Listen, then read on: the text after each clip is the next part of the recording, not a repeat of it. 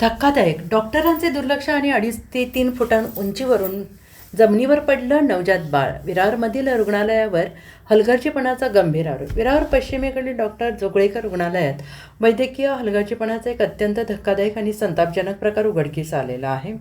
प्रसूतीच्या वेदना होत असताना रुग्णालयाच्या दुर्लक्षामुळे एका 7 महिन्यांच्या गर्भवती महिलेचे नवजात बालक प्रसूतीदरम्यान थेट जमिनीवर पडले. या भीषण अपघातात बालक गंभीर जखमी झाले असून त्याच्यावर सध्या ठाणे येथील NICUमध्ये उपचार सुरू आहेत. याबाबत मिळालेल्या माहितीनुसार संबंधित 7 महिन्यांची गर्भवती महिला बुधवारी तीव्र प्रसूती वेदना सुरू झाल्याने विरार पश्चिम येथील डॉक्टर जोगळेकर रुग्णालयात दाखल झाली होती. प्रसूतीची वेळ जवळ आल्याने तिने वारंवार येथील डॉक्टर आणि परिचारकांना पोटातून बाळ बाहेर येत असल्याची जाणीव होते आहे असं सांगितलं. मात्र रुग्णालय प्रशासनाने आणि वैद्यकीय कर्मचाऱ्यांनी तिच्या या गंभीर तक्रारीकडे पूर्णपणे दुर्लक्ष केल्याचा आरोप नातेवाईकांनी केलेला आहे.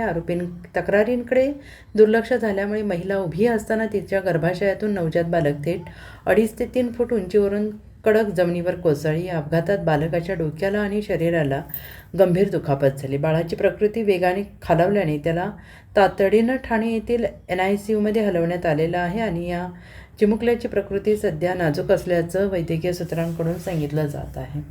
Bureau report SBN Marathi Thane.